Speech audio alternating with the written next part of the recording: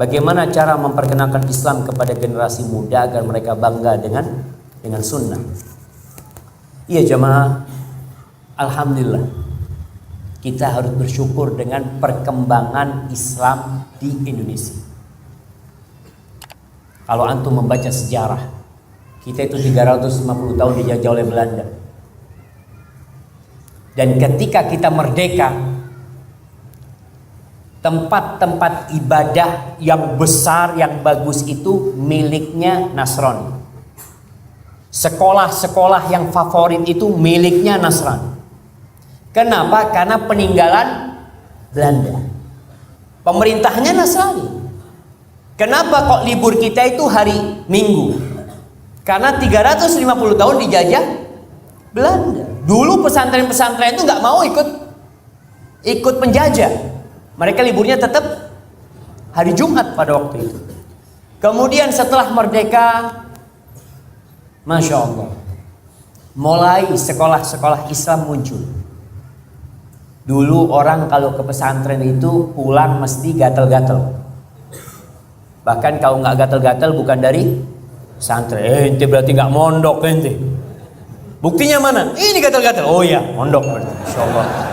Astagfirullah. Dulu pesantren itu bengkel, isinya mobil-mobil rusak. Waktu anak di pondok jemaah, teman anak itu ada yang minum, ada yang nggak sholat. Jadi orang tuanya nggak kuat ngurusin anaknya, kirim ke pesantren, masukin sana. Kalau anaknya pintar, oh jangan masuk pesantren, dokter lah. Oh jadi pondok ini buat orang-orang yang nggak bener dulu ya. Tapi sekarang tidak. Perubahan itu nampak.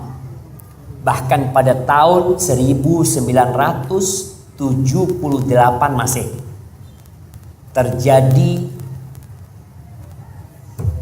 muktamar, konferensi misionaris dunia yang diadakan di Colorado, Amerika Selatan. Diadakan di sana, salah satu pembicaranya dari Indonesia. Bisa dibaca bukunya. Bukunya judulnya A'mal Muktamar Colorado. Subhanallah, dia sebutkan pada waktu itu bahwasanya Islam di Indonesia itu mulai berkembang katanya. Tapi Islam yang dari Arab itu nggak sampai Indonesia, kata penulis. Kenapa? Soalnya tahun 78 itu dia katakan belum ada jilbab. Muslimat nggak ada pakai jilbab. Tahun 78 dia katakan Islam yang dari Arab ini berhenti di India, nggak sampai ke Indonesia. Akan tetapi sudah mulai muncul gerakan Islam untuk kembali kepada kemurnian Islam. Yang kata dia di buku itu yang dipelopori oleh seorang yang bernama Muhammad Nasir. M. Nasir itu yang mendirikan Dewan Dakwah Islam di Indonesia. Dia yang mulai ya ada pelajar berangkat ke Mesir, pelajar dulu sudah ada, tapi dalam masa pemerintahan Belanda nggak bisa banyak. Akhirnya mulai datang ke Indonesia.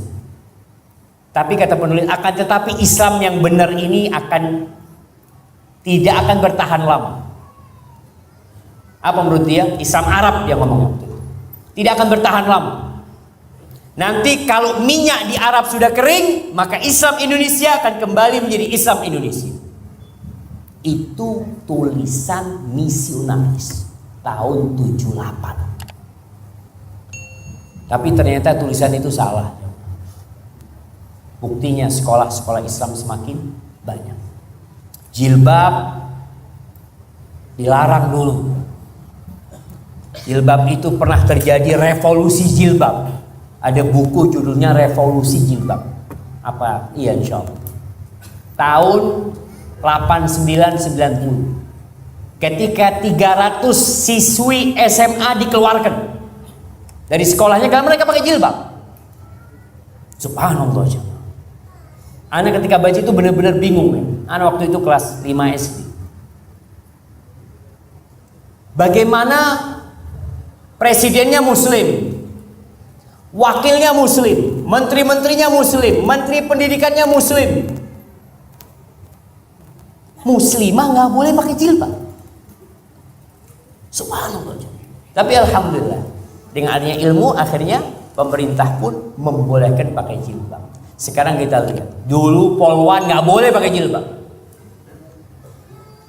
Sekarang alhamdulillah.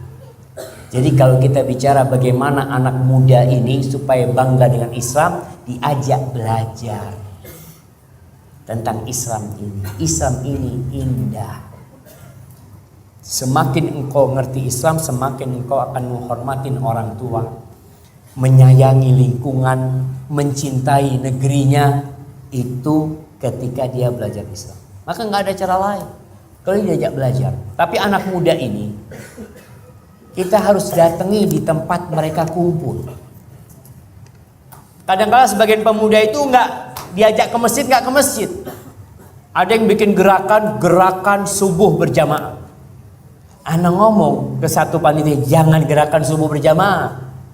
Terus Ustaz, gerakan maghrib berjamaah. Kalau subuh ini pada tidur anak mudanya itu.